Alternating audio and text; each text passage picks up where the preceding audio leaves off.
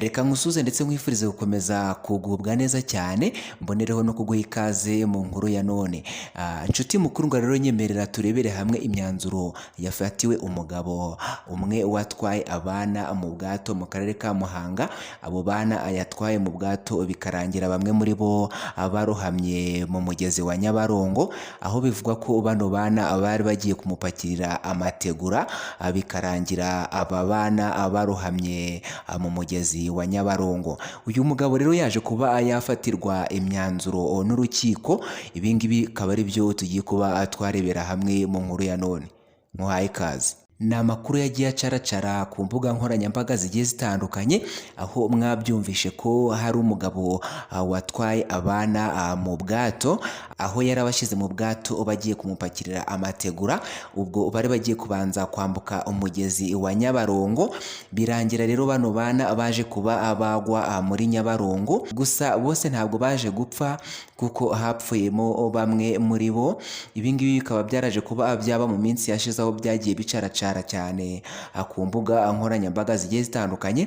Aba bana rero bakaba baraje kuba bashyingurwa.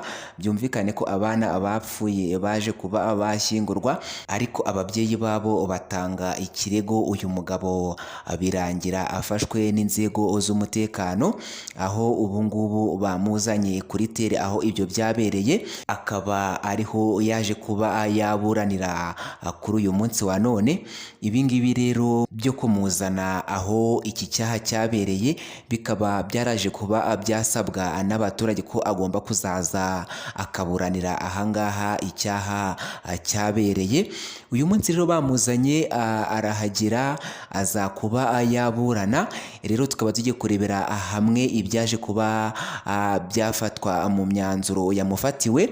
Ese ni iyihe myanzuro yaje kuba yamufatirwa muri runo rubanza arimo araregwa rwo kuba yaratumye bano bana bagwa muri uyu mugezi wa Nyabarongo? Uyu mugabo akimara kugezwa mu karere ka Muhanga, bamwe mu baturage bibazaga niba nta hungabana yigeze agira, cyangwa se bibazaga niba atekereza neza. Mbese buri wese yararimo kwibaza icyo uyu mugabo yaba arimo gutekereza. Gusa mu rubanza rwe yaburanye asaba imbabazi, avuga ko ari ibyago byamugwiririye kuko nawe atifuzaga ko bano bana bagwa muri Nyabarongo, dore ko harimo n'abo bafitanye isano baje kuba bagwa muri Nyabarongo, nabo bakaba baritabye Imana aho bamaze gushyingurwa. Uyu mugabo rero akaba yaje kuburana asaba imbabazi, avuga ko ibintu byamubayeho ari ibyago na buri undi wese ashobora kuba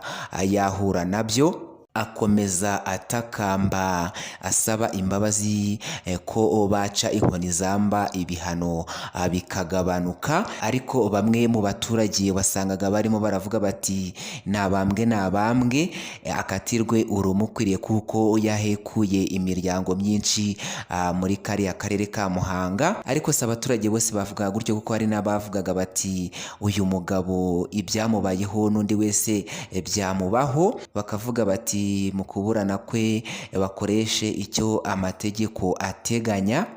Uru rubanza rero rukaba rwaje kuba rwaba aho uyu mugabo tugiye kuba twarebera hamwe imyanzuro yaje kuba yamufatirwa. Mu rubanza yaburanaga bakaba baje kuba bamukatira imyaka 2 ndetse n'ihazabu ya miliyoni 2. Birumvikana ko uyu mugabo icyaha yakoze nawe ntabwo yagikoze ari we gusa, ni ibyaje kuba byamugwirira, dore ko n'ababyeyi bamwe babo bana bitabye Imana bahuye nawe arimo arabapakira mu bwato, bakamubuza akanga akinangira akabapakira.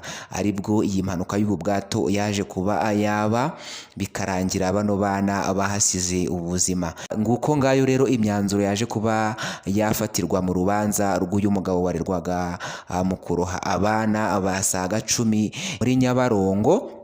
Akaba yaje kuba yakatirwa igihano cy'igifungo cy'imyaka 2 ndetse n'ihazabu ya miliyoni 2. Reka tugushimire wowe wafashe umwanya wawe ukabana natwe.